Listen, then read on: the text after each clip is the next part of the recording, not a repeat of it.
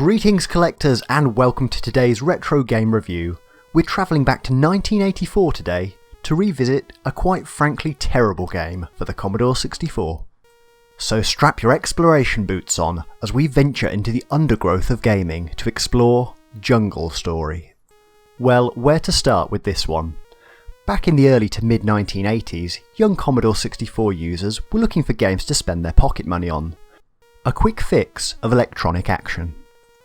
Perhaps the best known solution provider was a company called Mastertronic and their now infamous $1.99 range, a set of games retailing at just £1.99. Essentially, this was gaming on a budget that everyone could afford. However, the saying "you get what you pay for" was pretty much immortalised with the Mastertronic $1.99 range. After all, these were the people that were responsible for bringing you such classics as Bionic Granny, one of my guilty pleasures covered in a previous episode. To set the scene, it's perhaps best to start with the opening screen of Jungle Story. Control Mowgli the man-cub through the dense jungle that is his home. Avoid the many jungle creatures who are afraid of the fire that you possess. The many terrors you will encounter are tribal spears, poisonous snakes, stampeding elephants, cheeky monkeys, and your hated enemy the tiger, who you must burn with your fire. Okay, so this doesn't sound too bad. Then you enter the game, and oh wow does it sound bad.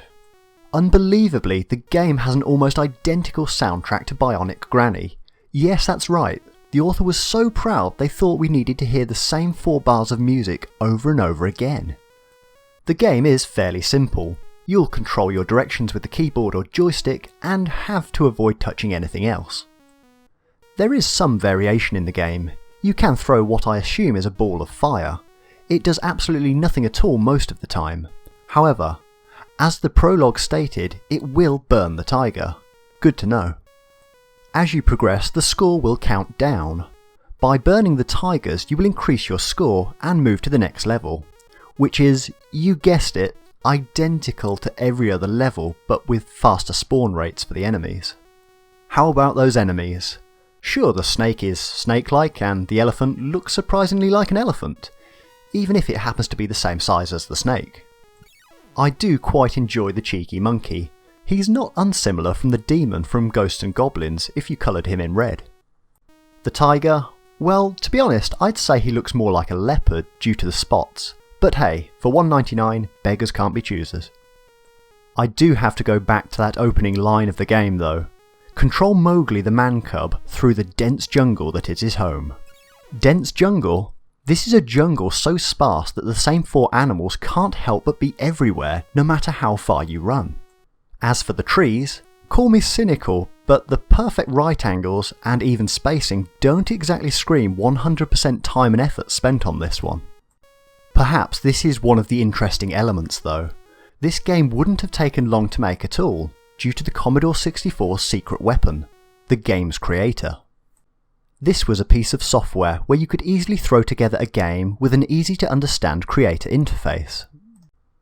The creator let you customise movement, rules, tunes, effects, scenery, sprites, and the player. This was programming without the need to know any code. As you might imagine, Mastertronic could allow its creators to pump out vast quantities for the $1.99 range. Some good, some not so good. They were a bit like buses. If you didn't like one, there would be another one round in a minute. To Commodore 64 owners of the 80s, the checkered blue on black cases became a cornerstone of the system. A slightly embarrassing cornerstone that we can now all look back on with fond nostalgia. Even priced at $1.99 though, the Mastertronic games became hard to push to gamers. By the end, Bionic Granny and Jungle Story were sold in a duo pack, still for just $1.99. I did have a good chuckle when researching the prices for the duo pack online.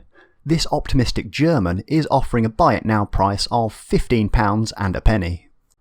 The reality is that the game is practically worthless. Whilst not all the Mastertronic games in the $1.99 range have lost value since their release, Bionic Granny and Jungle Story most certainly have. If you are looking to collect these titles, then expect to pay almost nothing. If you must collect the physical edition of Jungle Story, then you will at least find a decent package. The cover art is reasonable, and the overall cassette presentation is everything that you would expect from a Mastertronic release. Jungle Story is a game that was very much made out of opportunity, thrown together to fill a hole in the market for affordable gaming. The game is repetitive in nature and the sound will drive you crazy, but there is a certain charm to it all. Although you can show someone the entire game content in under 5 minutes, it does take many of us back to a time when gaming was a different time. This cheap and almost disposable iteration of gaming could be picked up, enjoyed, and then placed back in its case, a quick fix of fun with your friends. It was a simpler time, and although I can't defend that I'd want to spend much longer with Jungle Story, I'm very pleased to have had the opportunity to play with this one again. If you're a retro gamer with a passion for the 80s, I think you'll experience something similar if you decide to boot up Jungle Story.